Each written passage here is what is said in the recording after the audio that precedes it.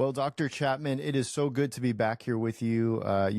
We were just saying right before we hit record, you were on several years ago, and every time I've had a chance to sit down and talk with you, I always leave feeling like I love Jesus better, and I have a little bit better understanding of, just how to love my wife well and the people around me well. So I'm really grateful for the work you're doing. If somebody has lived under a rock for the last 30 years and has never heard of you, maybe give us an idea of who you are and what you're up to these days. Well, I have been doing marriage and family counseling in the church context for over 40 years. I worked on the same church staff for 50 years. And 4 years ago, I told the pastor, I think after 50 years, I probably should get off the payroll. He said, well, Gary, you're not going to leave us. I said, I'm going to be in town. I'm not going anywhere. I'll do whatever. He said, well, why don't you just keep your office and keep your assistant and do what you want to do? I said, ooh, I like that. Wow. So I'm still seeing people, primarily marriages, and trying to help people have the kind of marriage we always wanted to have: loving, supportive, caring, understanding relationship. So that's what I'm doing. And out of that, all of my books have come out of my counseling. Actually, they're just an overflow of my counseling. Mm. And so it's been very, very encouraging. And of course, the love languages, the 5 love languages, is my most popular book. It has sold over 20 million copies and been published in over 50 languages around the world, which has helped a lot of couples discover how to meet that deep emotional need that all of us have to feel loved by the significant people in our lives. And of course, we've applied it not only to marriage, but to all close relationships, parent-child, or close friendships at work, and other places as well. So there's kind of a spinoff of the original book into many of these other areas. So Yeah. I mean, it's got to feel kind of crazy to sit in your office and counsel couples and have some tools that you've developed to help the people sitting right in front of you. And then for that to turn into 20 million copies. I imagine that that's got to feel a little bit just kind of mind blowing. I saw that it's been like on the bestsellers list for 30 years, which is just insane. I don't know how many, there's got to be a very small number of people that it's like you and God have it amazes me. And people have asked me, how do you explain that? I mean, for years, it sold more every year than it did the year before. It's been out over 30 years now, and it's still selling, every year. And I say, well, from my perspective, the short answer is God. Mm. And the long answer is God. Mm. I could not have made that happen if I wanted to make it happen. But I think on the human level, what's happened is people have read it, the lights come on, they realize how they've missed each other emotionally. They take the quiz, they learn each other's language, they start speaking it, and what I call the love tank begins to fill up, and the whole marriage is renewed. And I've had so many people, when I lead marriage conferences around the country, say to me, that book literally saved our marriage. 20 years ago, we were at the point of giving up, and somebody gave us that book, and God used it, and it revolutionized our relationship. Yeah. It's been very, very encouraging, as you can imagine. Yeah, I bet. We read the book before we got married. We were only engaged. We met, and 4 months later we're engaged, and then 6 months later we're married. So we had a very short courtship, and we're still trying to figure each other out, even a couple of years into marriage. But I remember it was one of the first books we read, and I'll say that even from that time until literally as recent as last night, we talk about love languages in some way in our marriage. Layla showed me, my wife, she showed me like a little video on somebody made on Instagram, and it was the wife. It was a husband and wife hugging, and the wife was kind of just patting her husband on the back, like nonchalantly, and the husband was trying to really embrace for a real deep hug. And the caption was something to the effect of, when your husband's love language is physical touch and yours is act of service, and you're just trying to get him to go back and do the dishes. Like, she was basically like, here's a pat on the back, just get back to going and do the dishes. And I was like, man, the reason my wife was showing me was because that's us. Now, I'm always I'm like, come on, love me, love me, love me. And she's just like, go take out the trash, like, get off me. So yeah, it's been so helpful, man. How much of this, like, over the years is we're talking specifically to men on our podcast. Like for guys, they know their wife's love language, and they just feel it's like I don't need to necessarily learn all my wife's love language, although that's always helpful, but I don't know how to implement it. I can't get myself to like do Yeah. get over the hurdle of like, practicing showing her love in a way that she receives it. Yeah. Does that question make sense? Well, yeah, I think, obviously it depends on the guy, but I think for most of us, we have to ask ourselves, do we want our spouse to feel loved? Do we want to meet that need? It really goes back to our attitude because biblically, love doesn't start with a feeling. It starts with an attitude. Mm. The scriptures say, let this attitude be in you, which was in Christ, who though he was God, he didn't demand his rights. He emptied himself and became a man. And once he got on level ground, he stepped down further, even to death. Let this attitude be in you. So love is really an attitude. It's a fixed way of thinking. I want to enrich the life of the other person, whether it's my spouse or my child.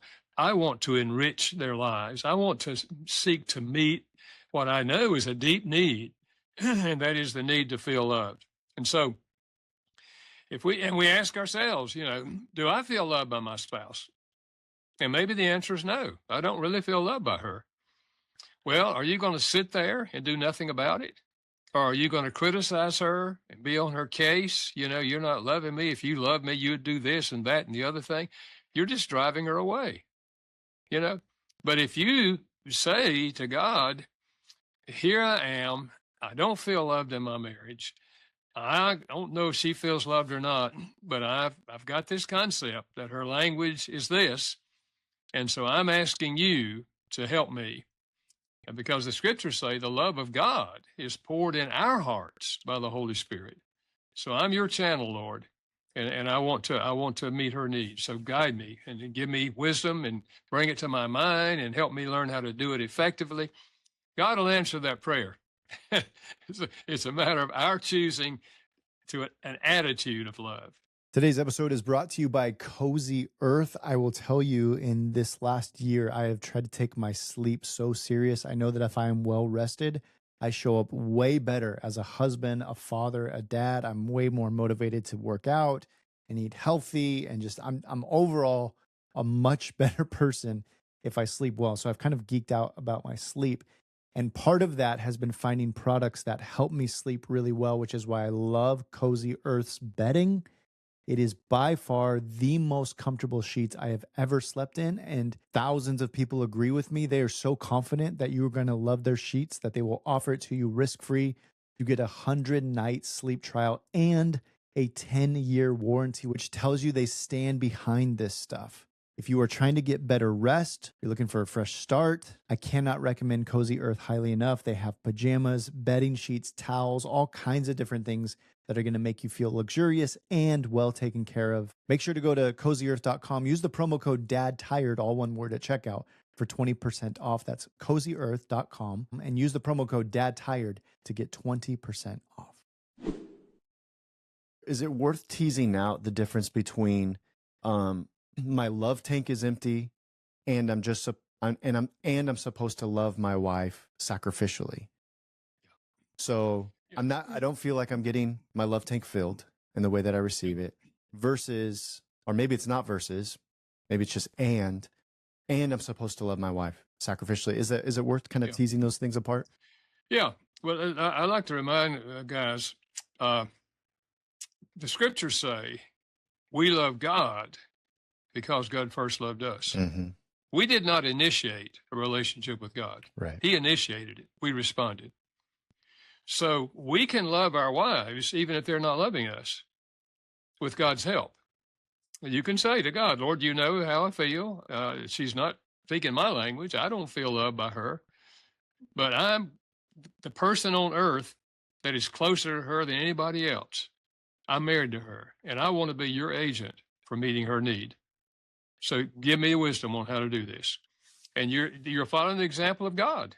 You're loving her even when you see that you don't feel loved, because, he died for us while we were sinners, not when we were loving him. So we're following his example, and with the help of God, we can do that.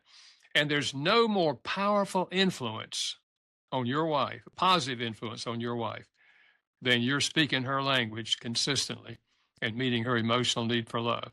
And when you do, love stimulates love. She's far more likely eventually to respond to you. I don't mean in 3 weeks, but 3 months or 4 months. You just consistently loving her in the right language, there's a good chance she's going to begin to reciprocate because love stimulates love. Yeah, that I like how you said like 3 weeks, don't, I guess, kind of setting your expectations for time frames. You do, I know you talk about progress over perfection. And for men who grew up without, healthy emotional models, what does progress look like in real life? Like how small is small enough for it to still count as progress? Yeah, yeah. Well, I think the first thing is realizing the concept that what makes one person feel loved doesn't make another person feel loved. Because sometimes we're saying as men, well, I'm loving her. I'm doing this and this and this and this, and I'm loving her. But, well, you can be sincere in expressing love to your spouse, but if you're using the wrong language, she's not getting it emotionally. I mean, over and over and over, I heard that in my office in counseling through the years, where one of them would say, well, uh, she says she doesn't feel loved. I don't know what else I can do. I do this and this and this and this and this. Why wouldn't she feel loved? And and I understand the frustration. But what I'm saying is that's why the five love languages has helped so many people, and why this new book, which is building on that original book, the new one is entitled "The Love Language That Matters Most." And the answer to that in the first paragraph is the love language that matters most is the love language of your spouse. You see, we're selfish. We read the book. Oh, man, I've got to get her to speak my language. No, it goes the other way around. But I'm dealing with two things in this new book that are not in the original book. One of them is that not only are there love languages, but in every love language, there are dialects. Now, I mentioned that in the original book, but I didn't talk about what those dialects are. And but in this new book, in every one of those five languages, we're giving dialects. That is specific ways that you can express that particular love language. So not only do we have a love language, but we have a dialect that speaks most deeply to us. And so, and then the other thing we're dealing with, people have asked me through the years, how does your personality interface with the love languages? And we're dealing with that in this new book. So I think the new book's going to give guys a lot more help, helping them really dig deep, because you can be sincere in loving her and even in trying to speak her language and still not connecting. But I think this is going to really help them. Yeah, well, I've already added it to the cart, and it's something my wife and I will read together. I'm looking forward to reading the new one together with her. It's crazy, man. I mean, it's sometimes I'll say these principles out loud, and they just feel so simple, but it's crazy how impactful they are. Like the other day I folded my wife's laundry for her while she was at work. And that would mean like nothing to me if she did that for me. It just doesn't. Acts of service just doesn't. I mean, she came home and she couldn't have been more delighted. I mean, it just meant the world to her. What it meant to her was, you saw my stress that this pile of laundry was causing me, and you loved me enough to take some stress out of my life. Like, that's how she was interpreting it. And to me, it's just like, I just want to get this pile of laundry out of the basket because I need a clean basket. But it's just like, it's crazy how much. Do you think that they're like, I talked to you before we hit record about just some wounds that I've been addressing in my own life over the last year. Do unresolved wounds from a man's childhood, can it distort the way that he gives or withholds love as a husband or even as a dad? Yeah, absolutely. Absolutely. No question about it. We are all influenced by our childhood experiences. Now, we're not controlled by those things, but if we don't ever ask ourselves, what influence did I grow up with? What are the things that happened that caused me to have certain thoughts and certain feelings and certain ideas? Because we were all influenced. But we've got to, if they're negative influences, And in some family, some guys, they've had a lot of negative influence coming from their family. Others, not so much. But when it is there, we have to identify it. What is it? And then we have to recognize that, yes, I have been controlled by this, but I don't have to be controlled. I'm influenced, but I don't have to be controlled. And I'm going to learn new ways. I'm going to learn how to acknowledge my natural tendency in a given situation, but not be controlled by that natural tendency that I have. And I'm going to learn how to be the kind of husband that my wife needs. And we can do that. And of course, she may have some baggage from the past also that she has to deal with. It's a two-way street, obviously. Yeah. Yeah, I wonder too, like even as we talk about love languages as fathers, sometimes I feel I have 4 kids, and sometimes I get nervous that I'm trying to love them in the way that I wanted to be loved as a child, but not necessarily the way that they receive it, the way that Yeah. God has wired them to receive love. Yeah. Yeah. What are your thoughts on that? Yeah, I think that's very important. That's why the second book I wrote in the series was called The 5 Love Languages of Children. And I say to parents, husbands and wives, the question is not, do you love your children? We love our children by nature. The question is, do your children feel loved? And if you're simply loving them in the way, like as you said, the way you wanted, you wish you would have been loved, you may or may not be hitting, their love language. So you can do that, and it still may not be meeting their need for love. And that's why it's important, I think, to discover that each child has a primary love language. And don't, I say to parents, please don't hear me saying that you only speak their primary love language.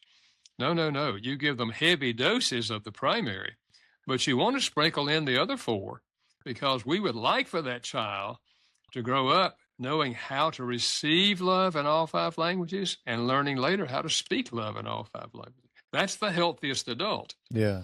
Not many of us received all 5 growing up. So we come to adulthood, and some of these are not natural for us. They're kind of hard. We can't imagine doing that, Well, we have to learn, but there's a learning curve, but we can learn. Yeah. I'm asking this next question sincerely. I'm really not trying to be kind of tongue in cheek here, but if you're feeling distant relationally from either your kids or your spouse, is there a particular love language that is faster to, even as I say it, I'm laughing because I know it sounds silly, but I mean, I think about the dad who's like, okay, I felt really far from my kid. I haven't connected with my kids emotionally. Let me go buy them a toy. And it's like, well, is that the most helpful thing? Like, is there a love language? Again, I don't know.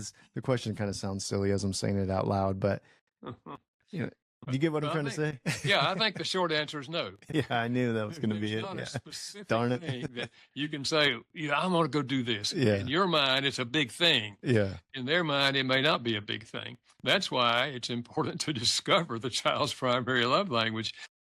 And incidentally, if guys go online at 5lovelanguages.com, that's the website that my publisher operates, there's a free quiz for teenagers, for parents, for husbands, and for wives. And then for younger children, or younger than teenagers, there's a quiz that you can ask them if they're not even old enough to read. Questions you can ask them to determine their primary love language. So it's not that difficult, really, to determine a child's primary love language. And if you have 3 or 4 children, they may have, all of them have different love languages. Yeah. And so, yeah, it involves some time and effort, but you love your children. So let's learn the best way to fill their love tank. The best way is their primary language, and to give heavy doses of that. And even I think you can learn a child's love language by the time they're 4 years old by observing their behavior. How do they respond to you and other people? For example, my son's love language is physical touch. When he was that age, I would come home from work. He would run to the door and grab my legs and climb on me. He's touching me because he wants to be touched. Yeah. My daughter never did that. She would say, Daddy, come to my room. I want to show you something. She wanted quality time. She's begging me to give her my undivided attention. So that's one of the easy ways to discover a child's primary language is just observe how they respond to you, how they respond to grandparents, how they respond to other people. Just observe their behavior because typically they're loving others the way they want to be loved. Right. And I think the kind of the nuance there is that you, in order to lead well as the man of the house, being a spiritual leader, it requires you to slow down and to study the people you're leading. And I think that's what the kind of the heart of what I'm catching you say is a shortcut would be, and that's why I'm kind of even laughing as I ask my last question is like, well, I'll just go buy you a toy, to make you feel like, because that's what's easiest, it's fastest. Yeah. And even for my wife, you might think like, I'll book us a trip. Well, my wife might not like a trip. Yeah. And so it's funny, even as I say that, like my wife does not like a surprise thing. She would quite literally rather me clean the house than like us book an overnight trip somewhere. Me booking an overnight trip is my own way that I like to receive love, So I think it just takes slowing down. Often that's what happens. We do things that we like to do. We think they will really enjoy this. Yeah. That's not who they are. You mentioned her language. It's relieving stress. That's the dialect within acts of service. So anything you can do to release stress for her, man, that really communicates love to her. Again, it's so simple, but it's so hard because in my mind and in your selfish mind, you're like, how could this not feel loving to you? It's the most loving thing to me. How could this not feel loving to you? Yeah. And it's just quite literally a different language, Yeah. You talk, absolutely. Yeah, you talk about like connection versus control, when talking about love languages, and what are some of the ways that men might accidentally turn love languages into like performance instead of a posture or that attitude you talked about? It becomes kind of performance or some kind of manipulation or control tactic. Yeah. Well, if most guys are doing that, they're doing it out of a sense of, if I do this, then she will be more loving toward me. Yeah. And so, and I've had men say, I took the quiz. We took the quiz, and I spoke her love language. 3 weeks I spoke her love language. No response to me. I said, so let me understand what you're saying. You're speaking her love language, so she will speak your love language. Is that right? That's what you call manipulation. Yeah. That's not love. Yeah. You're doing something so you can get your need met. No, love is the attitude of, I choose with the help of God to meet the emotional need that my wife has to feel loved. And I'm going to love her the way God loved me. And he loved me when I was not loving him. Yeah. I think every guy feels guilty of that, if we're honest. Like I'm loving you because I really want to love you, and I'm loving you also secretly because I hope you'll love me better. Yeah. I mean, I think if every guy was honest, and every wife probably, because we're all egocentric. We're self-centered, and there's some good parts to that self-centeredness. We eat right. We try to get exercise. We try to do things to keep ourselves healthy, and that part is good. But when it becomes a way of life, that everything we do, we're doing out of a selfish attitude. See, these are the people who, after years perhaps of frustration in the marriage, they say to their spouse, I'm out of here because you're not making me happy. Mm-hmm. You haven't made me happy in 10 years, and I'm sick and tired of it. I'm out of here. That's selfishness. See, they're in this marriage for you to make me happy. You're not making me happy, so I'm out of here. Many divorces, that's where the person is when they divorce. Yeah. They're getting out because they're not happy where they are. Yeah. And many times they're getting out because they've already met somebody else at work or somewhere else that's making them feel good. And so I'm unhappy here, but man, it's so nice to be around this lady. Yeah. And we get pulled into another relationship. Yeah. How much, I mean, some of that, what you're talking about is empathy. It's the ability to see outside of yourself, to put yourself in the shoes of your spouse. I think you said at one point, empathy is love and action. Why does empathy feel threatening to a lot of guys? Like how can they see it as a strength instead of feeling? Well, I think many times a lot of men, they don't even know what empathy is. Yeah. What do you mean? Unpack that. Yeah, because empathy is a choice that if my spouse is talking, I'm going to try to understand what they're saying, what they're thinking, what they're feeling. I want to see the world from from their side. See, by nature, most of us are fixers or responders. So if our wife says, I'm having a hard time at work, we say, well, what's going on? And when they tell us, they say, well, what you ought to do is da da da da da da da da da. I mean, we're gonna fix her, we're gonna tell her what to do. And then she comes home the next day, and you say, how did they go? Oh, it was awful. Da, da, da. Well, did you try what I said? No. And so 2 or 3 days, they well, don't ever tell me anymore what's going on because I don't want to hear it. You don't listen to me. Oh man, no, no, that's the opposite of empathy. Empathy is trying to listen, to see the world through their eyes. And so we're asking questions. This is where curiosity comes in. We're asking questions of them. If they say they had a hard day, say, honey, what was the hardest part about it? Mm, And we follow up with other questions. We keep asking questions. I want to understand where you're coming from. mm, And we get to the place where we can then say, well, honey, I think I can see why you would feel that way. mm. If I were in your shoes, I'd probably feel the same way you feel. Now, it's okay then to ask, is there anything you think I could do that might be helpful? Right. Rather than telling her what she ought to do. But when you express that you've heard them long enough to say, I can see how you would feel that way, and it makes sense to me. And if I were in your shoes, I'd feel the same way. And you would. If you had their same personality and their same perceptions, you would feel the same way they feel. Yeah. And so now you've expressed that you've empathized with them. You're expressing that, and then rather than trying to give them an answer to what they ought to do, you say, if is there anything I could do that might be helpful to you? Yeah. And if they say, well, yes, if you could do this, well then okay, now we can do something that we've got the information now on something we could do that would be helpful to them.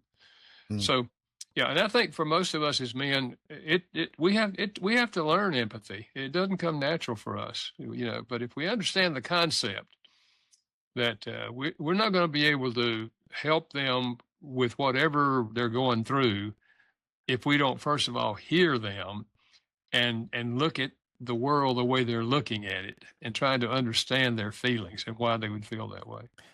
yeah. I appreciate you saying most men have to learn this. I'm embarrassed to say how selfish I am, just innately. I'm just so selfish. And empathy has been a muscle that I've really tried to exercise and grow this last year. And one of the practices, I quite literally have to do this mental exercise when my wife is telling me something. My natural instinct, again, I'm embarrassed to say this, is to view it through myself. How is this impacting me? From as little as like she's telling me about her day and I've got 10 other things I'm thinking about doing right now, or she's telling me about something in our marriage and now I feel threatened or I've got some attachment thing going on where I feel nervous or whatever. And I just have to mentally remove all my own personal emotions from it. How is this impacting me? Just literally, I'd like picture myself setting that aside and just sitting on every word. How is this making her feel, regardless of how it makes me feel? And again, I know that sounds just so simple and elementary and selfish, but that has been helpful for me to remove myself and my own emotions, which Yeah, is hard, but it's, it's a it's a muscle I'm it's trying. a conscious thing because all of us have an agenda. Mm-hmm. There's something we need to be doing. We're thinking about something that we need to be doing, and we're busy. We got things to do. We have jobs and all that. We all have an agenda. And if our spouse is trying to have a conversation with us to tell us something that they're struggling with, or something that we are doing or not doing that's painful to them or hurting them, um, uh, first of all, we're thinking, I don't have time for this right now. I've Right. got to get my whatever it is, rather than realizing if they're opening up to us and sharing what they're thinking and feeling, whether it's about us or something else, if they're talking, it's time for me to be a listener. You know? Because if later on, if we're talking and we're trying to share something, we want them to hear us. We want them to listen. We want them to be empathetic with us. Well, we have to demonstrate that ourselves as well, and think, okay, obviously she's very upset about something that happened, whether it's with me or something else. And so I'm gonna be the listener. She's the talker. I'm the listener, and I'm trying to understand where she's coming from. Yeah, I'm curious from the time you wrote the book 30 years ago, specific in regards to quality time, to now, and the amount of distraction that has increased over the last 30 years. Yeah. Has there been a change of definition, or is there a change of focus? And like, how does it, the definition, I assume, is the same, but how does it change practically in this day and age for somebody to really feel quality time? Yeah. In an age of like tons of distractions? Oh yeah. Well, I think it's much more difficult today. I had a guy say to me just recently. He said, "Dr. Chapman, my wife and I realized that my wife and I will watch a TV program together, and when the advertisements come on, my wife puts it cuts the sound off, and both of us pick up our phone and start looking at our text messages." Yeah. And he said, "Well, it just dawned on me one night." I said, honey, we're not having quality time when we sit here together. We're in the same room. But first of all, somebody on the screen has our attention. And then whomever sent us a text, or we got an email, or we go to, YouTube or something, and we're not spending quality time. And if this is my love language or your love language, we're missing out an opportunity here. Yeah. I mean, it's fine. Watching a TV program is fine if it's something that's meaningful to you. But then at the break times, if you're going to cut off the sound for all the advertisements, let's at least talk about us. Even if you're responding to something you just saw, what did that make you feel like whenever she said that? And that's quality time, because we're giving each other undivided attention. So, or if we're going to have a time, and I think couples ought to have a daily, what I call sit down and listen time. And it can just be 10 or 15 minutes for that matter. In fact, sometimes I've suggested, particularly if you're working in different situations, or if one of you's working out of the home, one's in the home, that find the time where you can sit down and say, "Okay, honey, tell me 3 things that happened in your life today and how you feel about them." And I'll tell you 3. You can go back and forth. You don't have to give all 3, but they give you one. You get something that happened today. It can be good or bad, and how'd you feel about that? And I said, they don't have to be profound things. They can be little things. The husband can say, "Well, honey, one thing I did, I stopped on the way home and got my car filled up with gas." And she said, "Well, how'd you feel about that?" He said, "Well, to be honest, I felt angry. I looked at the price and I felt angry. I remember when you could buy gas for $29.9. Okay, it's not a huge thing, but you're sharing something that happened that day and how you felt about it. Yeah. And we all have things that happen every day, whether we're at home or whether we're working outside the home. We have things that happen. And you think about a marriage, when you subtract the time we spend sleeping, we often spend more time away than we do together. Right. And if we don't share some of the things that happen during the day, and we can't share everything, life's too short for that, but if we don't share some of the things that happen today, we can become totally disconnected. And we're living out here in a world where we're dealing with all kinds of stuff. They have no idea what we're dealing with. Right. And it, so a little sit down. It's just the same thing, with God and our relationship with God. I challenge people to have a sit down and listen time with God every day. Read a chapter in the Bible and say, "Okay, God, I'm listening to you." Take your pen and underline anything that jumps out at you, and have a little conversation with God about what you're hearing from the scriptures. Well, let's have a sit down and listen time to each other. I was gonna ask you, what would be some of the qualifications or qualities of quality time? Like what would be some of the ingredients? I think you answered those there, but it's just that undistracted like during that sit down time, sit and listen time to not have any phones or screens. If people have little ones, it can be hard. I think about how many times my little ones interrupt those Oh yeah. even 10 to Yeah. 15-minute conversations. But, that's just the reality of being a young family and still trying to give my Yeah. wife my full attention, even in those moments. Yeah. So no phones there. I think that's a really, really important one. I think the other thing that would help with too, when I was hearing you describe those three questions, what happened today and how did it make you feel? I think what could be helpful too, kind of as an underlying benefit, is guys learn to express their feelings, Yeah. which is hard for us men. So even if you like just forcing myself to say, okay, I got gas today, the gas prices were really high, that made me feel angry. I think that's like as maybe silly as that might sound, it's actually a helpful practice for a guy to name his emotion, to learn. I felt something, and let me just name it. And so many guys don't know how to do that. Yeah, I think we've often kind of tried to suppress our emotions Yeah. because we say to ourselves, "I don't want to live by my emotions," and there's some truth to that. You don't want your emotions to control your behavior, but we have to acknowledge our emotions, Right. and that they're there. We all have feelings every single day. I mean, everything we do really is motivated somewhat by feelings. We maybe get up from the couch and walk in the kitchen and get a drink of water. Well, that was motivated because we felt thirsty, you know, or maybe it was motivated because our wife was saying things we didn't like to hear, so we were just getting out of the room. Right. Right. uh, but uh, but I think understanding our feelings and but being able to share them with each other, and not feel like that I'm going to burden them down if I say to them that this is what happened and this is how I felt, And a lot of times, especially Christians, if they felt angry about something, they don't want to. They don't want to call it anger. They think anger is a sin, and that's not true. The Right. Bible says God is angry every day with the wicked. Well, if God gets angry every day, it's not a sin.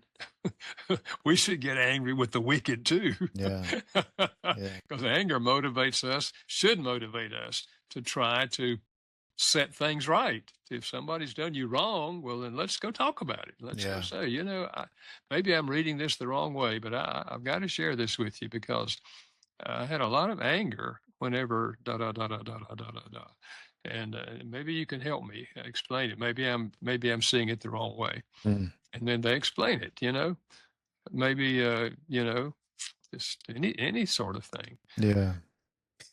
Well, I want to end with this. You said you've been at that church for 50 years, which is incredible, and I'm grateful to interact with guys who have been faithful for decades. So I'm assuming you've been married. You've got some decades and under the belt in marriage. For those of us who I'm 16 years in, I know guys are kind of somewhere probably around there. For those of us who feel like rookies still in our marriage, what's something you've done personally in your marriage that you're like, man, I'm glad that we've done this, or we're doing this, or we've implemented some kind of routine or habit or question or something that is continuing to move forward in your connection with each other? Well, one of the things that we did for many, many years is to share a book on marriage. Hmm. And here's what I mean by share a book. We each read the same chapter, and then we sit down and say, is there anything in that chapter that we could learn that would help us? Hmm. And there's lots, as you well know, there's lots of good books out there on marriage. I mean, good Christian books on marriage. And but what you're doing is you're exposing yourself to an idea in the chapter. And then you're just asking, is there anything in this chapter that could help us? Mm-hmm. And so we did that for years. Of course, my wife edits all my books as well, because she's an English major. And one of the reasons she edits them is I said, okay, honey, if I share anything about us in this book that you don't want to share, well, then you tell me, take it out. Yeah. Well, fortunately, she hasn't taken out much. Well, that's good. I was going to say she's the ultimate editor, huh? She's making sure you're telling the truth. Yeah, but she said, honey, if we're going to help people, we have to be honest about our own struggles. Yeah. And we had lots of struggles in the early days of our marriage. Mm. And that may be why I've spent my life trying to help other couples. Mm, It's because I remember how I felt mm. that this is not working. There's something wrong here. We're just too different. And I don't know if this is ever going to work. And I remember all those feelings. And so I'm very empathetic with people who sit in my office and say, we don't have any hope. And I've often said to them, I said, well, I can see, I can see why you feel that way. I said, but how about this? Would you be willing to go on my hope? Mm, Because I have hope for you. mm. If you're willing to go on my hope, then even without having hope, I'll meet with you and we'll see what can happen. So uh, I just think there are things when I do a marriage conference, there's a couple things I challenge couples to do every day, every year, the rest of their life. Every year, share a book on marriage, Mm. and then every year go to some marriage enrichment event. It might be a 1 day conference like I do on Saturdays. It may be a weekend conference that, like Family Life, puts on 150 of those every year all across the country. It may be a class at church that somebody's teaching at your church, but you go to some event on marriage. If you do those two things, you share a book each year, and you go to an event each year, chances are you're going to have a growing marriage. Yeah. And that's what we're after. I don't ever talk about perfect marriages. I talk about growing marriages because we're either growing, is it getting better, or it's getting worse. It never stands still. So these two things will help you have a growing marriage. I think, especially for men, that takes a lot of humility. It has a lot of humility to say, I need resources outside of myself to fix this problem or to just keep us moving forward in the right direction. I by myself can't do it. And I think I mentioned this last time you were on our show, but I remember sitting next to you at a conference and your notepad was full of notes as you listened to the speakers. And I was so impressed by that as a man who's been in ministry. You were probably from an accomplishment perspective more accomplished than everyone in that room, and yet you were still such a learner. And I just really appreciated that humility in you, and that humility is what's required, I think, for us as men in marriage to say, maybe I don't know everything, maybe I'm not the smartest guy here, maybe there's someone that can teach me something about Yeah. how to have a better life and a better marriage and better relationship with the Lord. So Yeah. well, Dr. Gary, I'm so grateful for you, man. I'm grateful for your time to come on here and encourage us again. I really value your wisdom and your friendship, and thanks for taking the time to spend time with us today. Well, thank you, Jerrad. Good to be with you and appreciate what you're doing. So keep up the good work. Thanks, brother.